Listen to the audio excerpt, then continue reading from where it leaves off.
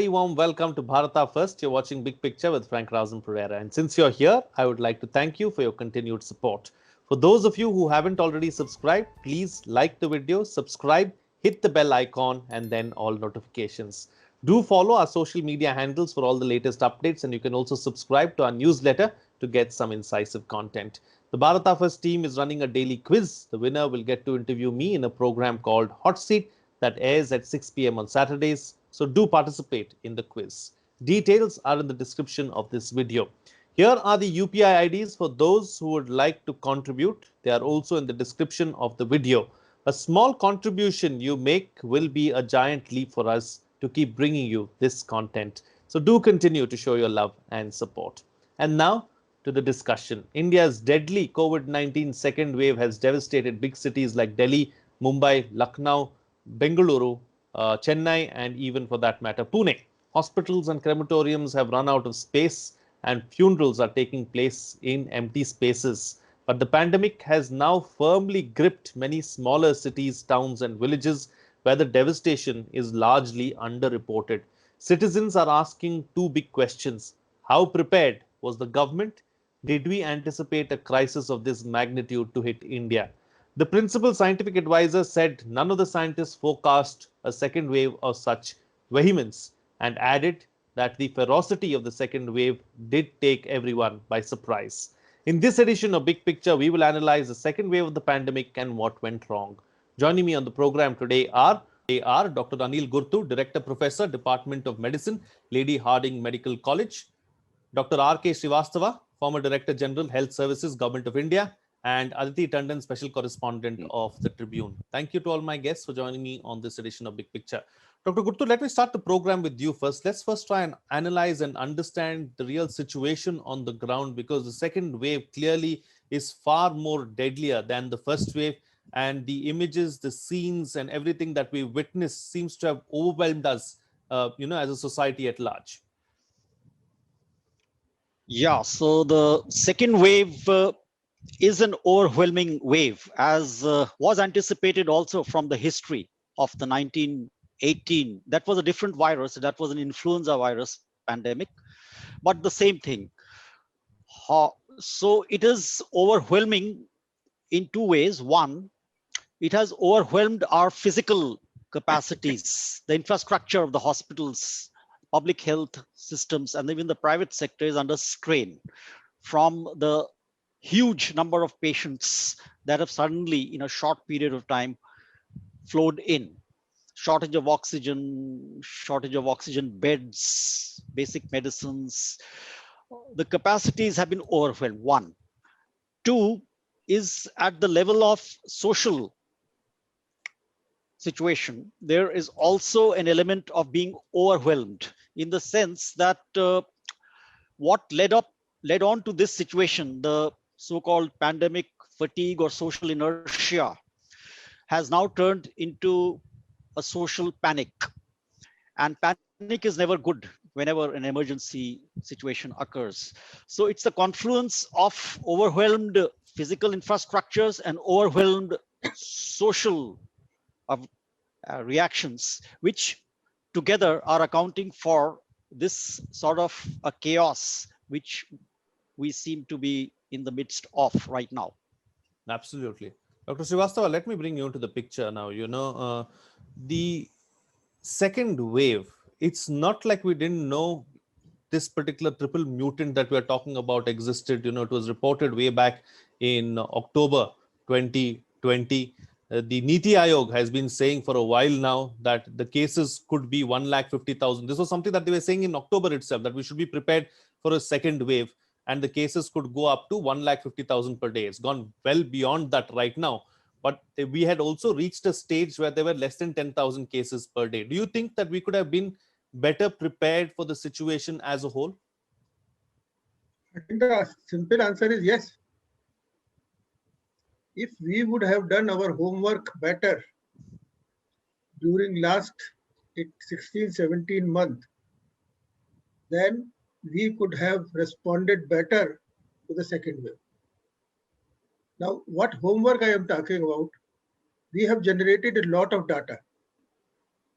This data is capable of giving us information about the numbers which will come out in the second wave, how it will behave state-wise, how it will overwhelm the system, what should be our response mechanism.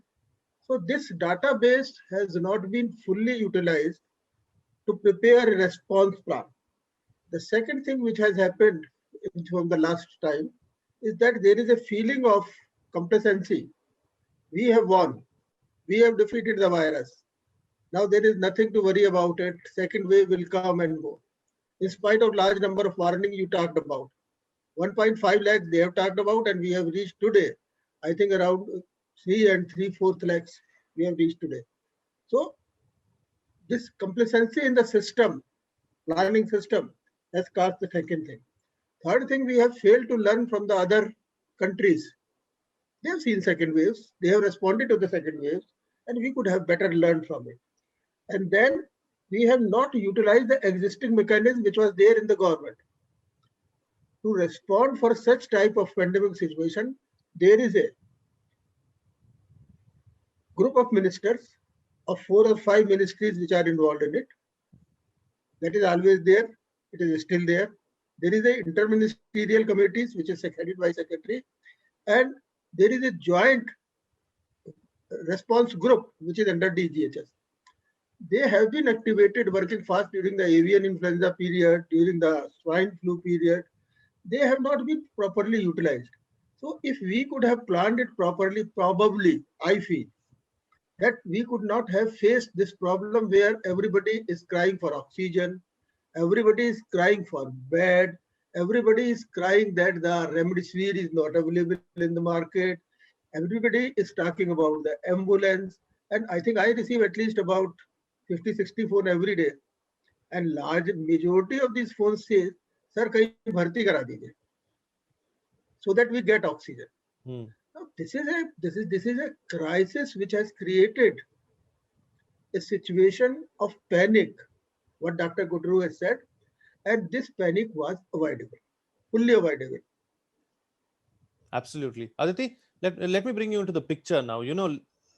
Would you say at some level that it was a failure on the part of the society at large and also the media? Because somewhere along the way, we seem to have forgotten about the pandemic and just got on with our lives very merrily, not realizing that this could happen. So we were lax as far, of course, the government and the authorities will keep that aside. There is no doubt that there was a failure on that part. But as a society also, did we fail? Frank, we did fail as a society, but the moot point here is, why did we fail? So the important thing that we need to hammer is, whose responsibility is it in the end of the day to send out proper messages about the scale, the potential of the pandemic to wreak such havoc as we are seeing all around ourselves.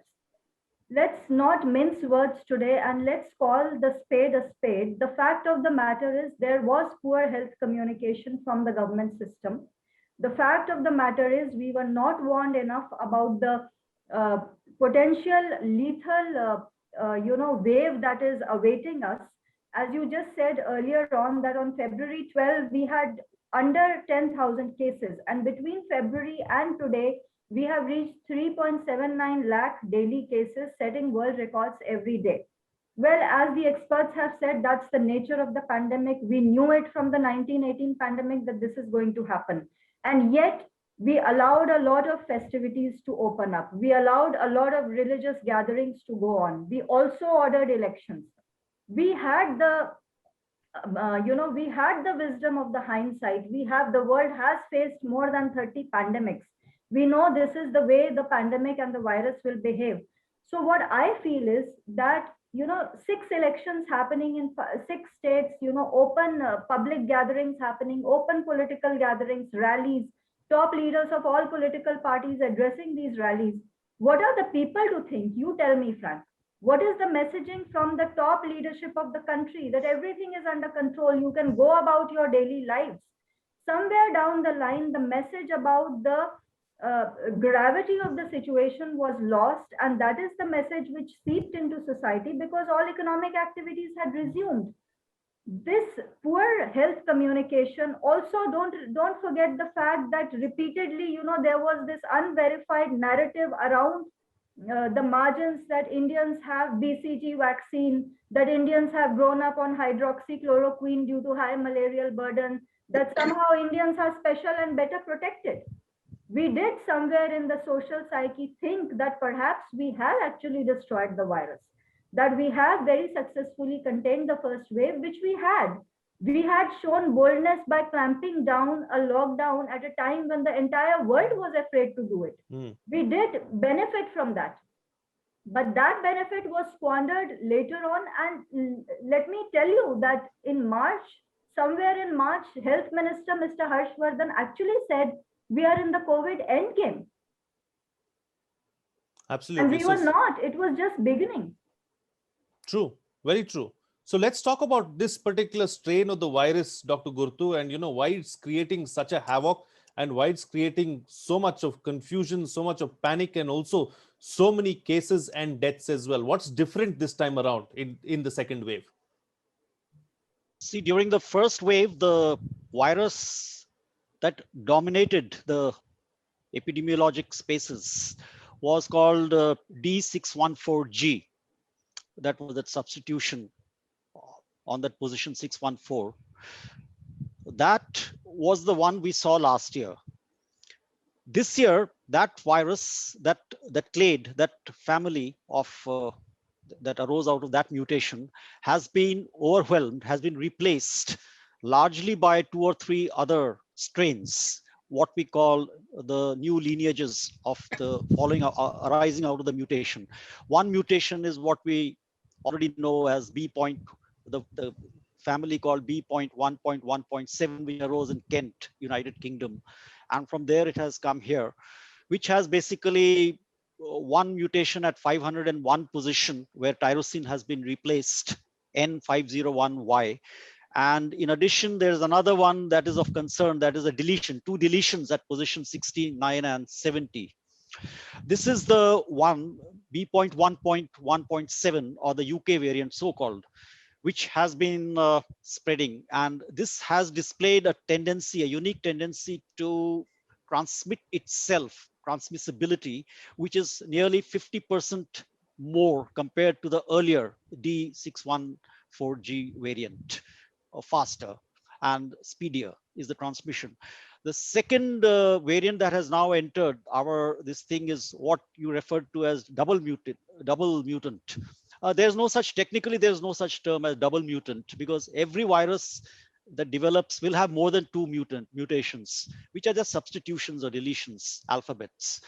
So this has 2, and it has been called as B.1.352, which has 2 substitutions, E484Q, and the second is L542R, that is leucine has been replaced by arginine.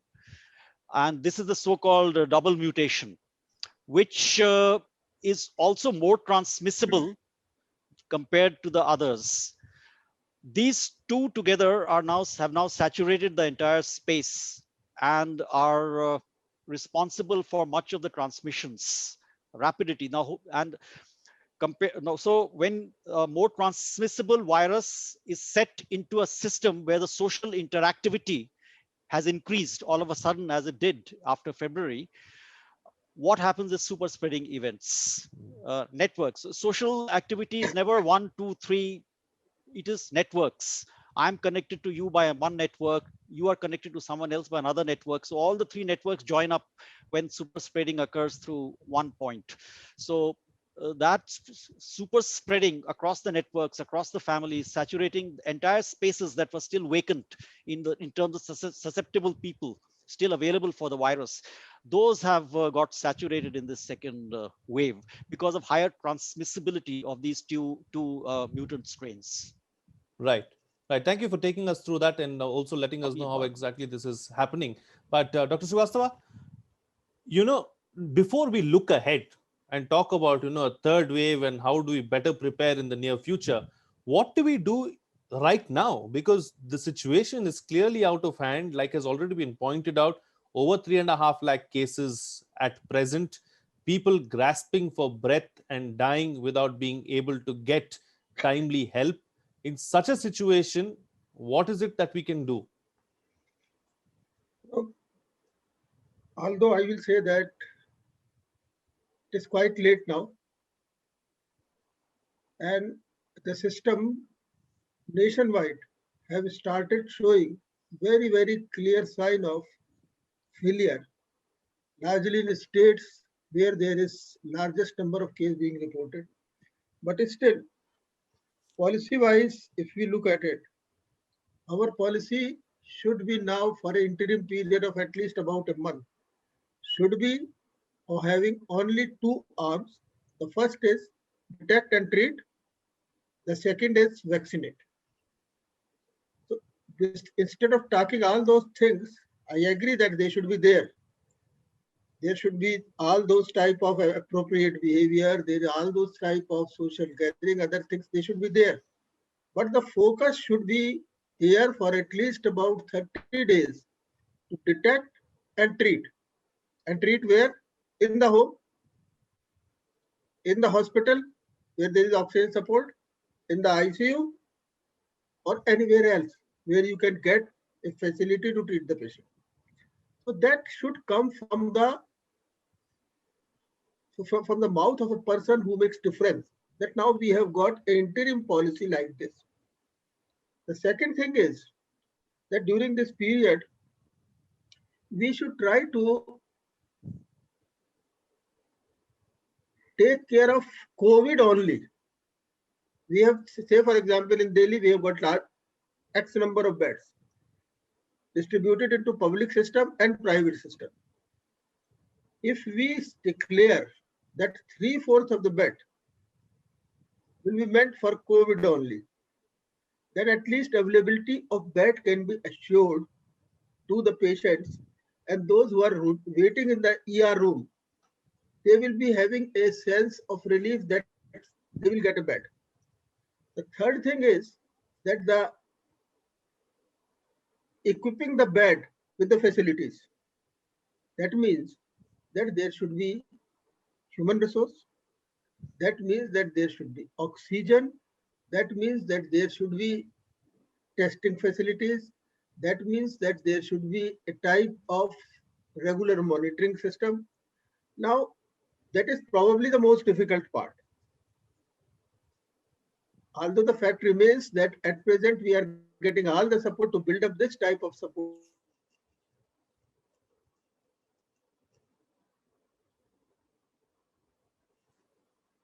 For the time being, we should try to utilize the available system. Like in the army, they are doing retired persons, they are inducting them. So in the civil system, public health system, they should do it. So equip it like this, and in this manner, if you try to converge your resources for detection and treatment, then you will be able to take care of good number of patients who are converging into the hospital. Today, what happens that in the morning you start with a patient in your car, and by the evening, either you find a bed or you go back home. And there are a number of patients who are leaving Delhi and going to Hapur to get a bed for oxygen support. Right. There is a hoarding also. There is also back marketing which is going on. And this area should be taken care of by law enforcement authorities.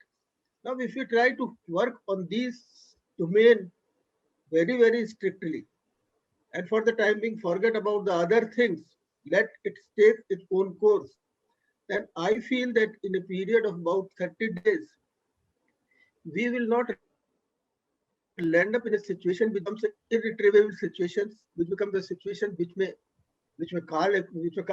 be a crisis, civil crisis situation, which may create a riot-like situations, and that is what is my feeling should be done. If we dedicate 3/4 of bed, public and private system, Delhi and other hospitals will be able to take care. And one more thing, in this grab of monitoring, the doctors who are actually responsible for treating, the nurses, they have to feed in data every half an hour, 1 hour, and they have to answer for queries which are idiotic. Last 2 hours, we have utilized 6 oxygen cylinder, and this 2 hours you are utilizing for the same number of patients, 20 oxygen cylinder. What are you doing with that? So please engage an agency, let them do the job. Let the doctor, nurses, health worker concentrate on care of the patient. Absolutely. I think that's a very, very valid point. You should let the health workers do their job and not get into, red tapeism and not get into bookkeeping, because that's not what they are good at. Absolutely. Very valid point there. So, Aditi Tandon, let me come to you now. There's this whole other debate going on about who is responsible, whether it's the state government or whether it is the central government, and who's to blame. And then there's this whole blame game that is taking place as well. Is this a time to do that? Is there a valid point and a justification to put health on the concurrent list? These things can be debated later, Frank. I don't think this is the time for blame game, simply because too many deaths are happening. And as we go, the absolute number of deaths are also rising in the country. But what I do want to say here is that center and the state governments really need to sincerely pull their resources together. I do broadly agree with Mr. Srivastava when he says that detection is the key. And having reported the pandemic for more than 1 year now, I know that data is not being honestly reported, not because somebody wants to fudge data, but because there is a systemic issue with collection of data. For example, if you look at the past 1 week, you will realize that the number of tests have rapidly gone down across states, and yet we have 3.79 lakh cases today. If these number of tests were ideally to be enhanced, because the World Health Organization has said that you have to enhance testing when you are faced with a massive wave, because that's the only way you will know where the infection lies. That's the only way to isolate people and to prevent transmissibility through whatever variant. As Dr. Gutu pointed out, there are infective variants moving around. So according to me, time is of essence, and the most easily doable thing is to launch a national testing drive, pool in your resources, engage the WHO, get testing reagents, import testing kits. You see what is happening today, Frank? The crematoriums and burial grounds are overwhelmed. Why are they overwhelmed? Because simple statistics will tell us that India's death rate is about 7.3 per 1,000 people, which means what? Around 28,000 people die in this country every day. And if the reported COVID death data is correct, which is not more than 3,000 or 3,200 people per day, then why would the cremation grounds be overwhelmed? Because that's much less than, that's not even 10% of what India normally sees. So what is happening? We are missing deaths. State governments are trying to underreport. There's a crisis situation all over, but how will you know whether there is infection anywhere or not? I know a person who got tested on April 13, and by the time his test report came, he was dead. So this death will never be counted as COVID death. A number of people who are dying at homes are not entering the COVID mortality data sheets. Unless you report honestly, Frank, all viral health pandemics in the past have also told us, you look at the history of HIV, you will realize that countries which were honest with data reporting were the countries that controlled the pandemics and the viral outbreaks. We have to first be honest about what we are doing. Like Dr. Srivastav said, that you have to have data entry operators who actually tell you what is happening. Only when you know the scale of the problem will you respond, Frank. There is no other way to respond. Fudging Absolutely. data, underreporting it, you are just going to, you're sitting on a volcano. Like he said, there could be tomorrow a law and order situation. And you've opened vaccinations for 18 plus people. But the fact of the matter is there are no doses, Frank. The production capacities are yet to be enhanced. I'm surprised that a country like the United Kingdom, which has covered the majority of vulnerable people in their country, are yet to open up vaccinations for adults and have postponed such vaccinations till June. And India, which has not even covered the first 3 priority groups, is rushing to vaccinate adults only under political pressure. Because what is the opposition also doing? Opposition is daily mounting pressure on the government. Do this, do that, give us decentralized vaccine procurement. Now, when the center is decentralizing procurement, they want uniform pricing. Everything cannot be political about this. Absolutely. It's And not. a lot of Congress ruled states have been pressurizing the center to open up the drive for adults, which is the right thing to do. But do you have vaccines to do it? Because then you are potentially inviting law and order situations. Very true. Very true. I think these are some very valid points that we need to ponder about and consider.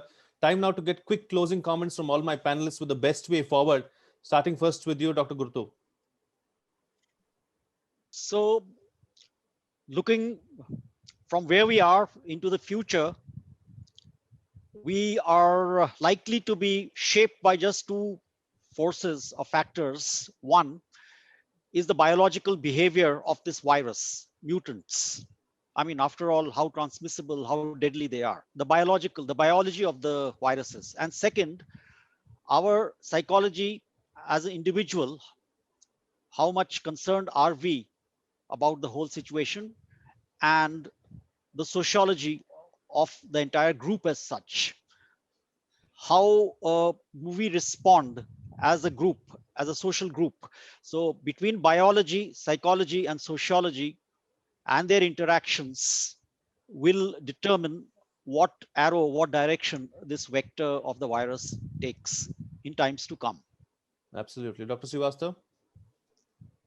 I think my closing comment is that now the situation is warranting that we should work together, state and center, complementarily and supplementarily, so that there is no problem of filling the gaps.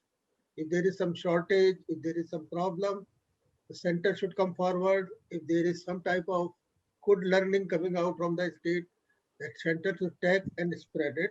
So that mechanism should be put up.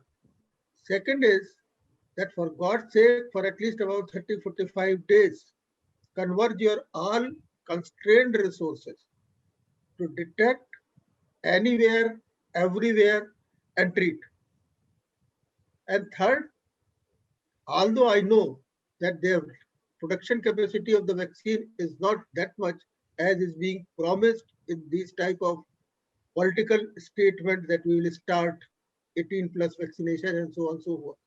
But still, the vaccination which we have reached today is around 14 crore single dose and about 1.5 crore for 2 doses.